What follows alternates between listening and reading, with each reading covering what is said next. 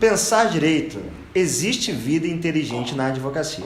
Nasce esse canal com o intuito de fazer você pensar direito, trazendo temas relevantes, temas importantes, com o objetivo de você não fazer errado. Fique atento, nos acompanhe, estaremos aqui no YouTube e em outras plataformas digitais.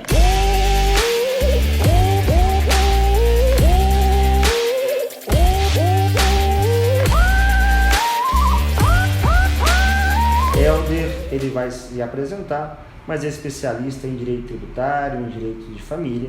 E o objetivo desse primeiro episódio é trazer um tema que é muito em voga nos dias de hoje, que fala sobre holding familiar. Boa noite, Helder, seja bem-vindo. Boa noite. É um prazer tê-lo aqui conosco nessa primeira entrevista, nesse primeiro bate-papo. E o nosso objetivo de hoje é trazer um pouco sobre holding familiar ou holding patrimonial. E primeiro, antes de mais nada, queria que você se apresentasse, dizer que é uma satisfação de fato tê-lo aqui comigo, é um amigo pessoal, mas além disso tudo, um excelente profissional. Satisfação é toda minha, doutor. Meu nome é Helder Azini, sou advogado, especialista em direito tributário, milito hoje no direito empresarial. É de extrema satisfação estar aqui falando com o seu público. E vamos lá debater um pouco, falar um pouco do direito. Doutor, é muito comum nos dias de hoje nós termos acesso a diversos canais, a diversos links, a diversas figuras no nosso YouTube que vão dizer sobre direito. Muitas das vezes passa-se um olhar de facilidade. E o nosso conteúdo ele tem o objetivo de trazer uma realidade para o nosso ouvinte. Nós não temos aqui a pretensão de vender conteúdo ou algo desse tipo. Por essa razão, nós recebemos em nossos escritórios, vez ou outra, algum cliente trazendo uma facilidade exacerbada sobre um tema. Hoje, holding familiar ficou muito em voga. Eu queria que o senhor falasse um pouquinho o que é holding e o porquê que ela está tão em voga nos dias de hoje. Holding vem do termo em inglês to hold, que significa segurar, prender, separar e coisas afins. Na acepção da palavra, o termo holding para o mundo jurídico, para o universo do direito empresarial, ele significa basicamente uma empresa, uma sociedade empresária que participa de outras sociedades empresárias. Então, basicamente, holding para o mundo do direito, para o mundo jurídico, seria isso: uma empresa que pode participar de outras empresas. O motivo pelo qual se fala muito em holding hoje eu atribuo a duas coisas. Uma é o fato do acesso à informação. Hoje você está muito mais acessível. E como o senhor bem relatou, hoje existem muitos vendedores de curso, vendedor de sonho, que acaba falando do tema como se fosse uma coisa a ser vendida a atacado, como se servisse para todos. E eu tenho muitas restrições quanto a isso. Agora, no tocante ao porquê se fala tanto, eu acredito que o Instituto Holding, o instrumento jurídico que se tornou uma holding, ele acabou, pela evolução histórica das leis brasileiras, que vem sendo abrandada, permitindo mais atividade econômica, acabou por tornar o Instituto mais acessível. E uma vez ele mais acessível, se tem um produto, você tem vendedor, e aí você tem gente divulgando e acaba que a palavra se espalha pela sociedade. Então eu atribuo basicamente a isso, essa pulverização do termo holding. Perfeito, doutor. Todos os dias, alguns clientes nos perguntam o seguinte: holding familiar, o senhor disse que ela serve como um caráter de proteção, mas ela é uma coisa nova, ela surgiu recentemente, até porque com o advento da internet, como o senhor bem disse, dos custos, da forma com que se divulga e a velocidade com que se divulga também as informações, dá a entender que ela começou ontem. Ou ela começou em 2015, 2010? Ela começou hoje ou como que ela já vem ao longo do tempo? Historicamente, o primeiro registro que nós temos de holding, ele é de 1780, do estado americano da Pensilvânia, e lá houve uma lei, uma autorização legislativa que permitia que as sociedades participassem de outras sociedades. Então, historicamente, nasce aí a holding.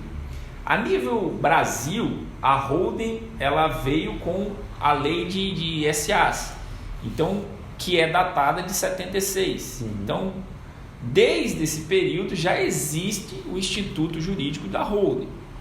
Ocorre que nesses 50 anos quase, né, digamos assim, ela passou a ser um pouco mais acessível de alguns anos para cá. Acessível no termo de se conhecer mais o Instituto, dele amadurecer na comunidade jurídica a ponto de ser mais usado. Entendi.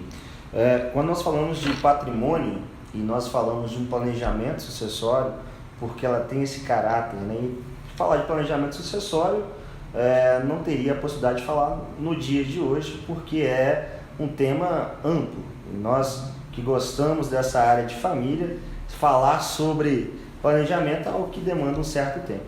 Mas tomando por partido que é um planejamento, é uma forma de planejar, e aí por conta da importância, porque pensar direito, a gente está baseando um tripé muito importante, que é a família, que é bens, e é a forma de suceder esse patrimônio, ou seja, como pode ser planejado isso. Então, é correto dizer que é uma forma de testamento. Popularmente se diz, vou fazer um testamento ou vou fazer uma holding. Como adotar um critério para escolher? O senhor pode nos esclarecer? Vamos voltar lá para a aula de matemática da quinta série. Lá na quinta série a gente vai falar de contém e não contém. E aí você tinha aqueles gráficos, né? A gente que é advogado, a gente geralmente não sabe tanto de matemática, mas lá tinha aqueles gráficos e você tinha o conter e não conter, e aquele ponto de secção, né? Que tocava ali, esse pertence a esse grupo e tal. Então, voltando para esse universo, hoje você tem várias ferramentas que servem ao planejamento patrimonial. E planejar o patrimônio, basicamente, é você organizar o seu patrimônio de certa forma a otimizar a incidência de tributos, a mitigar riscos, a evitar prejuízos financeiros. Então, quando você fala de planejamento patrimonial, que é uma questão mais ampla, então é o círculo maior, você está falando de um grupo, uma comunidade de coisas que você pode usar com esse fim de proteger seu patrimônio, de evitar tributação excessiva e de mitigar risco. Então, a holding ela é um instrumento que está dentro desse grupo, vamos colocar assim, dessa paleta de possibilidades que é o instrumento, que é o planejamento patrimonial.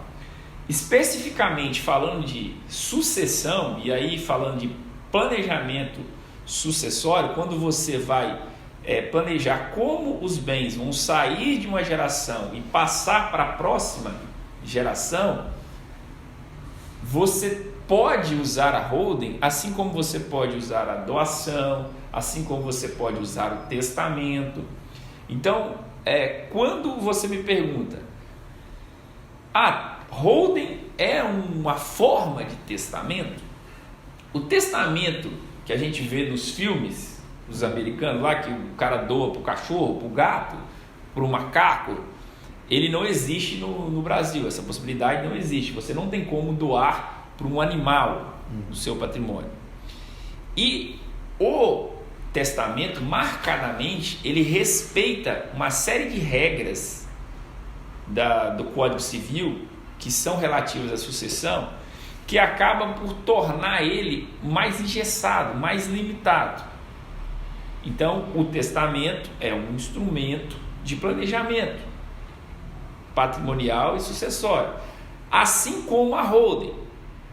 Consegue perceber como que está contido dentro desse universo que é o planejamento patrimonial?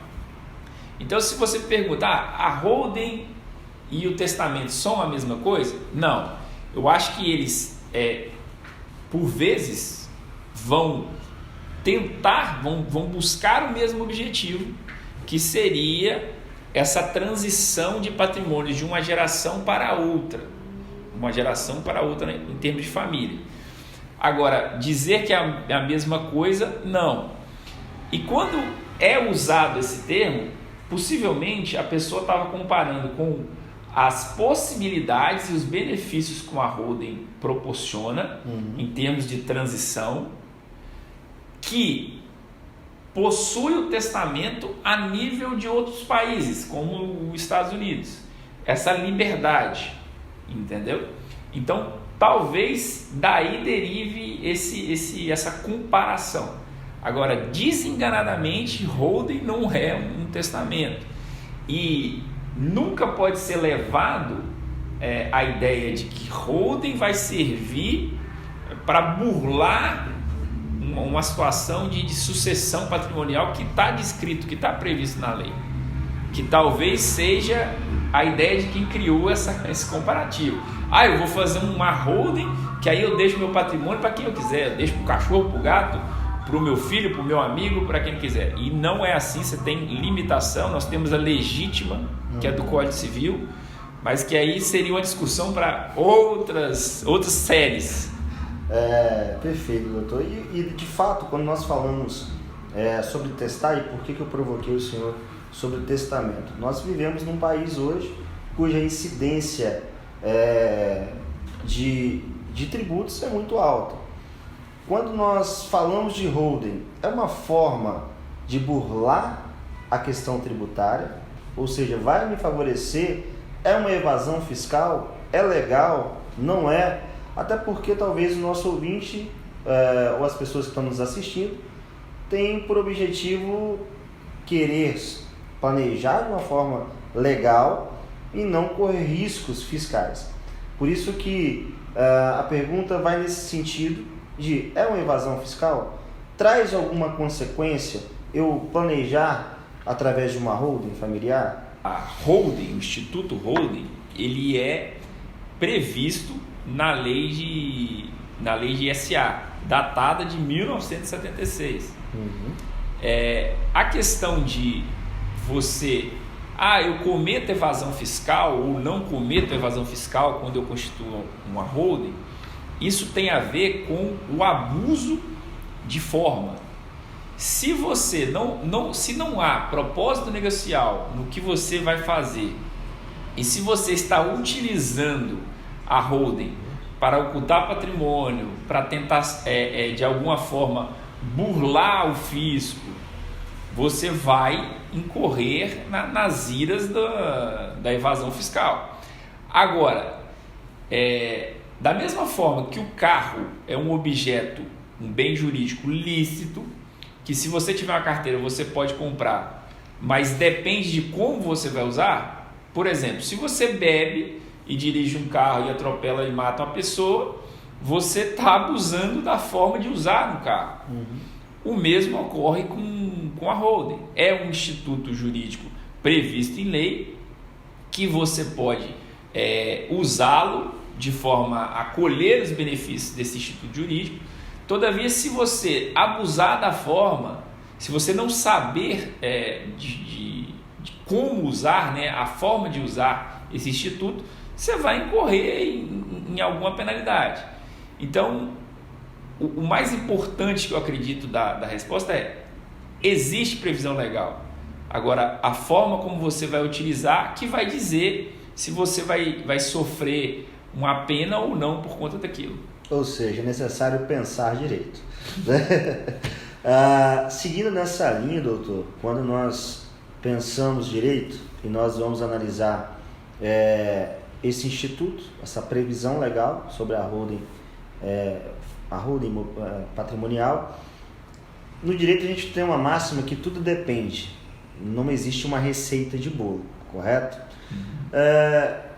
Nessa lógica, existe patrimônio mínimo para eu constituir uma holding? Nosso ouvinte talvez está pensando, mas qual o patrimônio necessário ou quando que eu vou pensar em constituir uma holding? Se eu tenho 35 anos ou 40, eu posso constituir uma holding? E qual o patrimônio mínimo? Existe uma mínima necessária ou qualquer patrimônio eu posso planejar dessa maneira? Vamos voltar ao contexto amplo. Quando eu digo que a holding é um instituto dentre vários que você pode usar para realizar um planejamento patrimonial e sucessório, eu quero dizer o seguinte: cada um vai se moldar a uma situação, vai ser indicado para uma situação que vai ter as suas particularidades. Então, quando você vai falar patrimônio mínimo, doutor, qual é o patrimônio mínimo? Não existe um patrimônio mínimo para se planejar ou não. O que acontece é que um instituto como o holding, ele é de fato uma sociedade empresária que você vai ter obrigações tributárias, então você vai precisar de contador, você vai precisar de advogado, de uma série de custos inerentes à manutenção de uma sociedade empresária.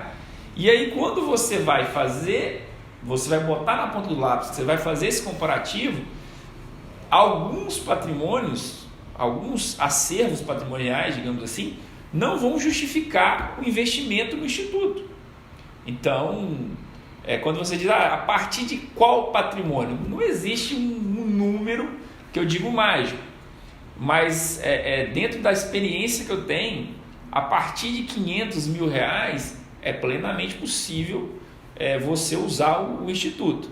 Abaixo disso, tem que ser analisado caso a caso, bem pensado. Aliás, até acima disso, não são todos os formatos que vão aceitar, não são todas as situações que vão aceitar o instituto A, B ou C, a holding, a doação. Tem que ser analisado caso a caso. E aí vem a situação de se pensar muito bem, se analisar muito bem, não cair no conto de fadas que às vezes é vendido na internet e se fazer com muita parcimônia e cuidado, muito zelo pelo que está sendo feito perante a lei e perante a situação familiar, porque no fim do dia o que se trata em planejamento patrimonial são duas coisas de muito valor para qualquer ser humano, que é os bens e a família dele. Perfeito. Doutor, e talvez o nosso ouvinte, as pessoas que estão nos acompanhando aqui via YouTube, Instagram ou Facebook, já tem visto alguns vídeos e fala o seguinte, que uma pessoa que abre 3 holdings diferentes, ou as células, me protege a maior. Sei que esse é um assunto mais voltado aí para talvez o nosso ouvinte que é operador do direito, ou aquele que já está estudantes de direito que nos acompanham. Mas é importante, eu gostaria de ouvir o senhor, o que o senhor pensa a respeito dessas holding células, ou a holding cofre, que é uma célula dentro, uma holding dentro da outra. Como que o senhor vê esse formato de holding? É preciso tomar muito cuidado. Hoje impera no mundo da internet a informação e também a desinformação. E por vezes a pessoa que diz alguma coisa, que está ali pregando o conteúdo, ela tem o único objetivo de te vender, ou às vezes até te vender uma coisa que você não precisa. E essa situação, principalmente de 3 células, eu tenho assim uma restrição muito grande quanto a isso. As pessoas costuma a repetir isso, ouve aqui, passa ali, e o mínimo não é checado. Em relação, veja só, doutor, só para que você entenda, existe uma instrução normativa do DREI, que é hoje a instância, a autoridade que normatiza o registro de empresa, e nessa instrução normativa de 2020, ela prevê o seguinte: se uma pessoa abre 2, 3 PJs num lapso de tempo X, a junta comercial, que é quem registra as empresas, tem por obrigação notificar o COAF. E aí eu te pergunto, doutor, você aconselharia o uso de um instrumento jurídico que chamasse um órgão de investigação para dentro da empresa de um cliente do senhor? Jamais. Eu sei que todos os clientes do senhor só cumprem a lei, seguem à risca a lei. Exatamente. Mas eu quero só mostrar o grau de risco que há nesse tipo de conversa, que eu vou dizer assim, eu não posso dizer fiada, né? Porque a pessoa, para pensar uma situação dessa, ela teve que tirar de algum lugar. Mas eu digo assim, a falta de zelo, a falta de cuidado de ir lá e pesquisar e falar, tá, você pode fazer três empresas, você pode fazer cofre, você pode fazer não sei o quê, você pode abrir uma empresa na Amazônia, não sei aonde, mas você vai ter esse risco aqui na sua mesa. Perfeito. Nós vivemos, doutor, num tempo em que todos são especialistas, né? É muito comum, a gente está saindo, ou estamos ainda num período de pandemia, onde todo mundo era especialista em saúde. Agora nós estamos vivendo um outro momento de guerra, infelizmente, na Ucrânia, no leste europeu, em que todo mundo também é especialista em guerra. Sei da sua competência, por isso fiz essa pergunta, porque é muito comum as informações erradas trazerem consequências de forma muito desastrosa. Quando nós falamos de patrimônio, principalmente, e de sucessão, a organização e o cuidado com isso deve ser muito responsável. O zelo ele tem que ser muito grande nessa área, principalmente do operador do direito, aquele que vai organizar e orientar aquele ente familiar. Seguindo, doutor, nós vivemos também em um país agrário, né? Nós temos aí nossa principal renda, ela vem do agronegócio, uma das principais rendas do nosso país. No Espírito Santo não é diferente, nós falamos aqui do Espírito Santo, depois nós vamos nos apresentar de devidas formas. Existe diferença entre holding patrimonial imobiliária ou holding patrimonial para holding patrimonial rural? Há alguma diferença? Devo abrir 2 células ou não? Ou fazer uma só? Como procede isso? Essencialmente, não existe a diferença de uma holding para outra. A forma que se constitui é exatamente a mesma. O que ocorre é, como você bem mencionou, a atividade agrária no Brasil ela é de sobremaneira estratégica para a economia nacional. Então, por conta disso, goza-se mais benefícios tributários a atividade agrícola. Então, nos casos em que o meu cliente, o dono do acervo, ele possui mais patrimônio que explora atividade rural, eu opto por fazer uma holding nesse segmento, uma holding rural. Os benefícios que são percebidos a partir da holding rural podem, eu não posso dizer porque cada caso é um caso, podem importar em uma otimização de carga tributária lá no fim. O outro ponto da pergunta, quando você diz, e tem alguma diferença, eu posso colocar um patrimônio que está numa área urbana, dentro de uma holding que é predominantemente rural, sem problema algum. A lógica que existe para a integralização de patrimônio dentro de qualquer empresa, e na holding não é diferente, é que quanto mais patrimônio você tem, mais você vai garantir, mais segurança você vai trazer a exploração daquela atividade que se propõe à sociedade empresária. Então, mais segurança vão ter os fornecedores, os trabalhadores, as pessoas, os stakeholders que flutuam em volta dessa sociedade. Então, não existe uma restrição e se existe a possibilidade de fazer uma holding rural, por conta dos possíveis benefícios fiscais, eu optaria por fazer uma holding rural. Talvez o produtor rural que nos acompanha, ele pense, mas se eu fizer uma holding rural, vou perder algum benefício? Que benefício é esse? Questão previdenciária ou outros benefícios que a lei garante a esse produtor rural. Ele perde algum benefício? Veja bem, perder um benefício, seja previdenciário, seja tributário, vamos dizer assim, uma imunidade, algo que é específico, eu acredito que se você abusar da forma, se você não tiver propósito negocial, fatalmente você vai incorrer numa irregularidade, fatalmente você não vai ter benefícios, você vai ter uma punição.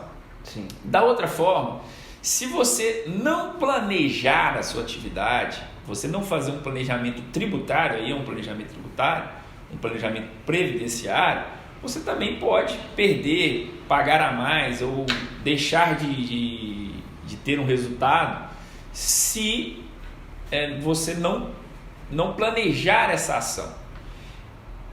Vamos para o ponto de vista tributário.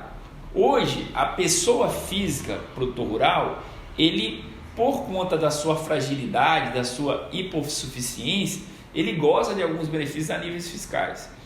A PJ talvez não perceba tantos benefícios, perceba benefícios quando se trata de uma escala maior de faturamento. Uhum. Doutor, mas como que você poderia resolver isso? Quando você fala de planejamento, nada impede, planejamento tributário, nada impede de que eu, sócio, seja parceiro agrícola da empresa em qual eu sou sócio. Isso não há impeditivo em lei, não significa um abuso de forma. Uhum. Então, eu posso muito bem ser uma pessoa física e ter uma parceria, um contrato de parceria agrícola com uma empresa que é dona de um patrimônio, que é dona de uma porção rural, e trabalhar e explorar aquela atividade enquanto pessoa física. Nada impede que isso aconteça. Então, percebe como é uma questão de saber como se planejar em termos tributários e continuar percebendo os benefícios que há àquela atividade. Perfeito. E aí agora nos surge, quando nós falamos de família e patrimônio, por vezes nos nossos escritórios nós recebemos, quando nós vamos falar de planejamento, enfim, ou inventário, surge vez ou outra um filho fora do casamento. Então imaginemos que eu não, é um tema muito complicado.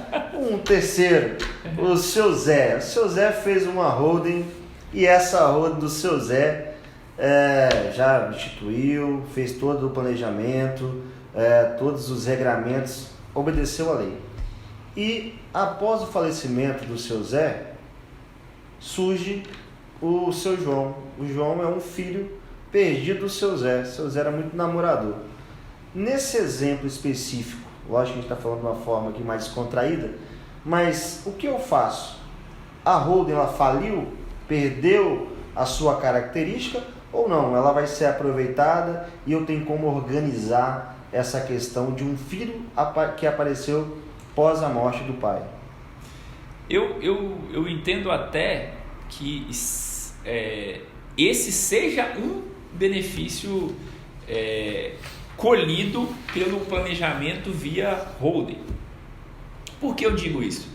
Porque você tem o Instituto da Colação, que é quando você deve voltar ao inventário para colacionar um bem que ficou fora do inventário ou uma situação que ficou fora do inventário. Então, esse ato de colacionar, ele tem consequências, ele gera consequências a nível jurídicas, tributárias e por que não financeiras, porque você tem custas a recolher, você tem todo um procedimento a ser realizado. Quando você está num ambiente empresarial, quando você fala de holding, isso fica simplificado. Por quê? Porque você faz a colação desse novo integrante a partir de uma alteração via contrato social, via junta comercial.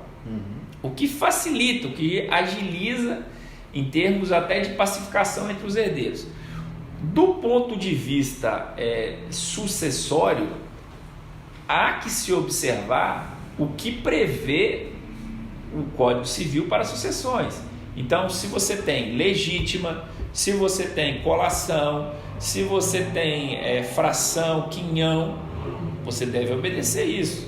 Fugir disso é abusar da forma. Então, no meu ponto de vista jurídico, não sei se tem alguém que vem de um curso e propõe uma coisa aí um pouco diferente, com todo respeito, eu entendo que é muito simples. Apareceu um herdeiro, qual seria a fração ideal desse herdeiro? X%. Então, ótimo, vamos juntar os outros sócios, vamos sentar e vamos integrar esse novo sócio para a sociedade, dentro da fração ideal dele, dentro do quinhão que é previsto na lei para ele. E ponto final. Doutor, em pensar, quando nós falamos em pensar direito, volta e meia, chega no nosso escritório, aquele patriarcal, mais conservador, ele quer planejar, ele entende esse conceito de organização, mas ele nos pergunta o seguinte: doutor, eu vou perder o meu poder patrimonial, ou seja, eu vou poder gerir o meu patrimônio enquanto eu ainda estiver em vida? Eu tenho 4 filhos, quero fazer o planejamento através de uma holding organizado, mas como que fica a administração dessa holding, dessa sociedade, enquanto eu ainda estou em vida? E tem algum risco de eu perder esse poder patrimonial ao longo da minha vida? Não. Eu vou responder não, entre aspas. Por quê? Se feito de forma errada, se mal feito, digamos assim, você pode correr o risco de perder. Porém, existem vários instrumentos aí a nível societário, quando se fala em holding, que podem ser utilizados para que garanta que o dono do acervo patrimonial, o autor da herança, digamos assim, ele continue na posição de comando. Na doação também existe formas de se garantir que o autor do acervo continue a comandar o patrimônio. Mas como eu digo, tudo isso deve-se respeitar as regras jurídicas e fazer com muita calma, com muita parcimônia, para que se atinja o objetivo final. Perfeito. Doutor, e falando em patrimônio, falando em organização, é uma pergunta que talvez o nosso ouvinte ou as pessoas que estão nos acompanhando nas diversas plataformas pode nos perguntar: quanto custa para eu fazer ou para eu organizar através de uma holding?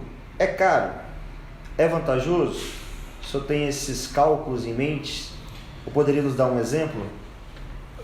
A questão de o quanto custa fazer um planejamento patrimonial, e aí no que se refere a holding, quanto custaria uma holding, tem que ser analisado ponto a ponto. Nós voltamos naquela situação de viabilidade.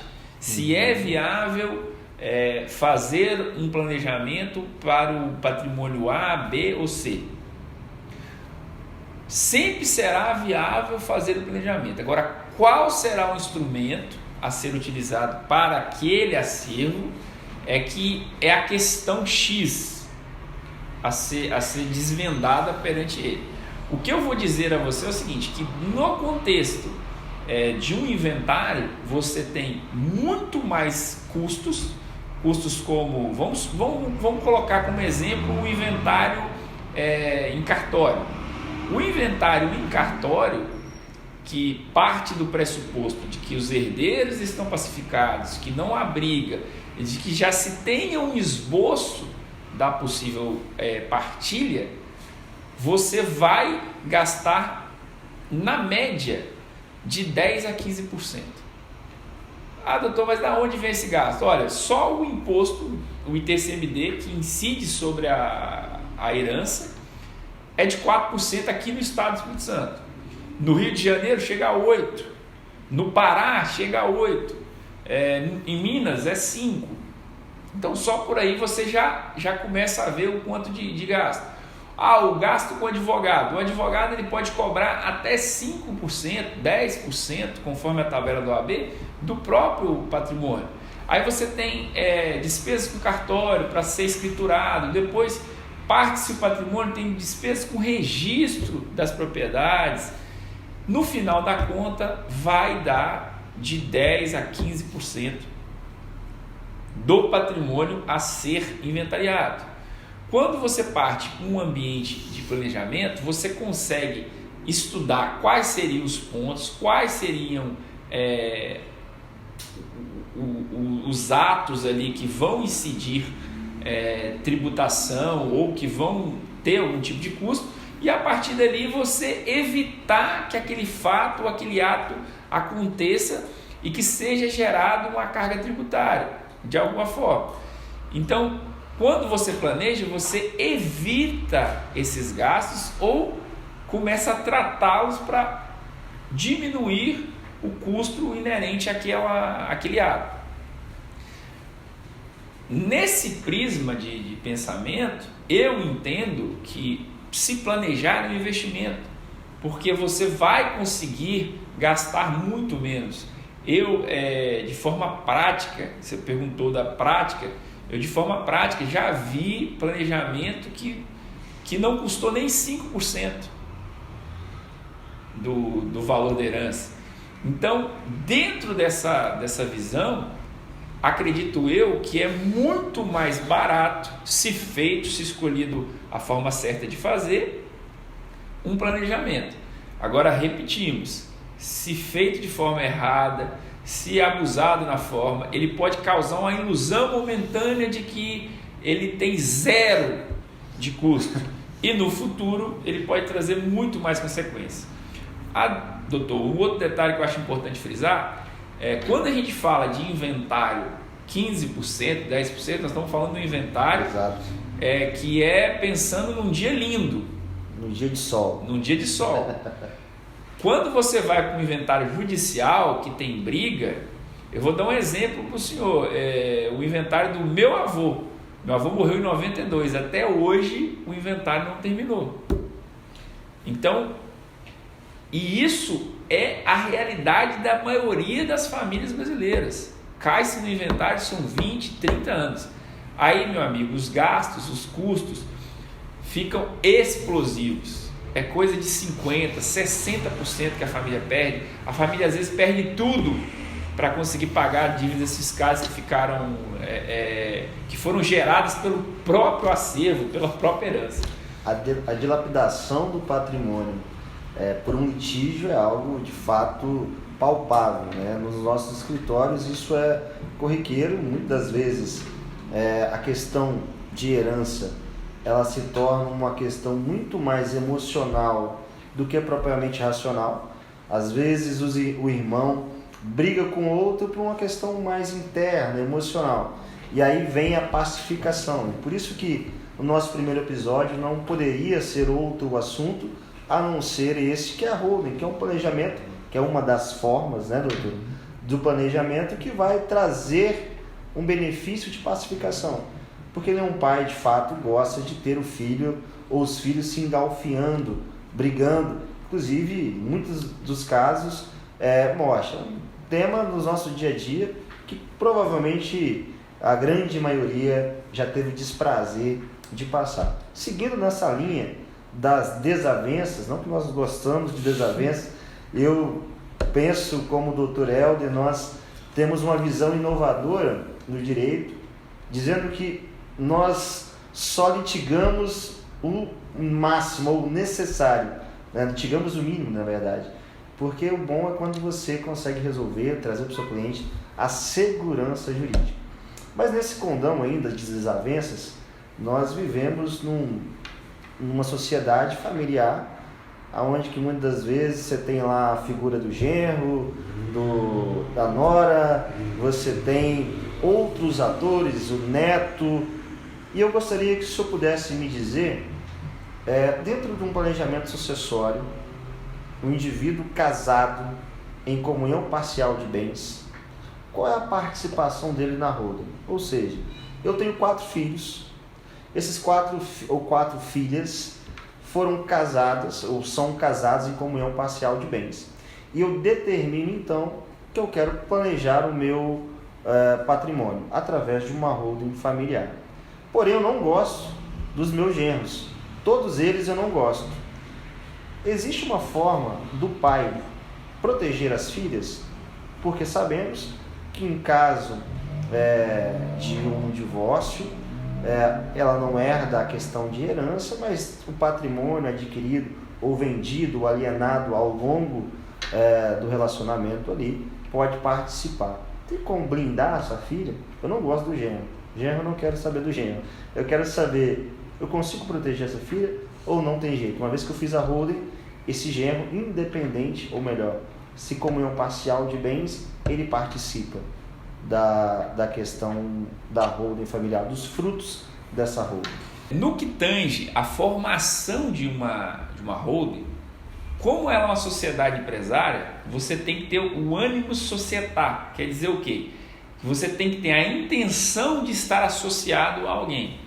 Então, quando o autor da herança cria uma sociedade empresária e traz para dentro os filhos, ele só vai trazer os filhos ou quem ele queira que esteja na relação, que ele esteja associado. Do ponto de vista, eu não gosto do termo blindagem, porque ele força uma situação e força a pessoa a acreditar que ele está escudado, mas não é isso que acontece.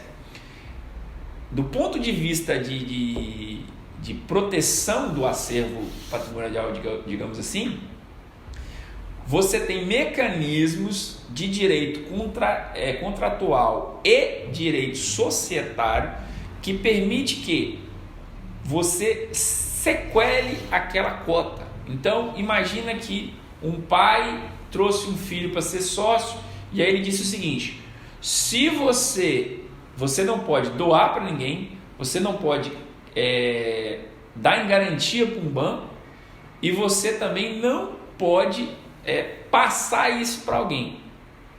E aí ele grava aquelas cotas com essas limitações. Isso é juridicamente possível. Então, por aí você já vê de que forma nós podemos fazer com que o patrimônio fique estritamente dentro da linha de sucessão, fique estritamente dentro só dos herdeiros. Perfeito. E no mais, respeitar o Código Civil, se o cara é casado em comunhão parcial, ele tem direito só se ele tiver frutos daquela cota ou se o cara vender. Por exemplo, se eu dou se eu faço uma doação e faço subrogação, não pega o marido. Perfeito. Se ela compra as cotas, e aí ao comprar essas cotas ela não paga imposto nenhum, e isso que é o pulo do gato da história toda. Se compra essas cotas, aí não, se ela está em comunhão parcial de bem, que comprou na constância de casamento, capadinha dele. É esse, Joel. Doutor, caminhamos já para o final.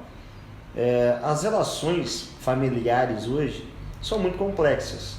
É muito normal se verificar hoje na sociedade filhos em diferentes casamentos. Famílias mosaico, né? Exato. Então hoje nós temos aquele pai ou aquela mãe que foram casados em momentos diferentes e constituem famílias. Então tem um filho do primeiro, tem um filho do segundo e tem 2 do último casamento.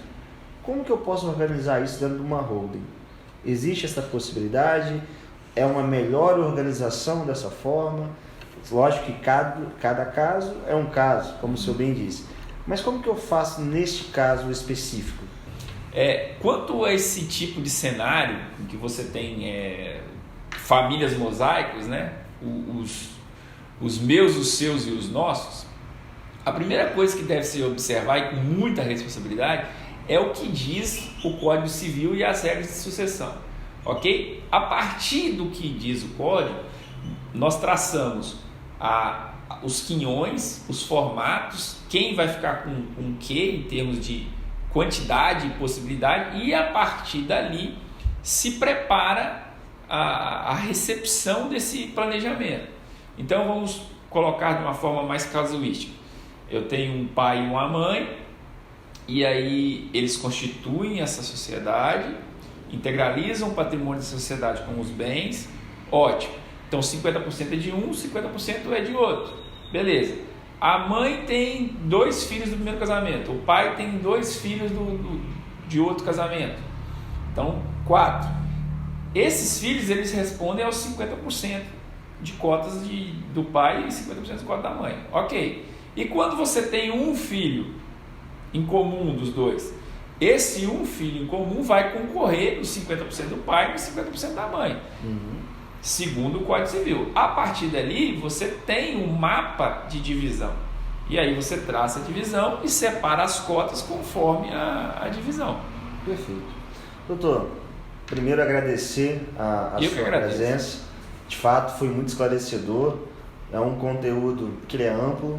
Nós focamos principalmente nos pequenos recortes que são mais importantes, esclarecer de forma clara o que é uma holding sem ilusionismo. Nós não fazemos mágica, mas pensando da maneira organizada, da maneira clara e falando a realidade. Perfeito? Doutor, é um prazer e obrigado pela sua presença.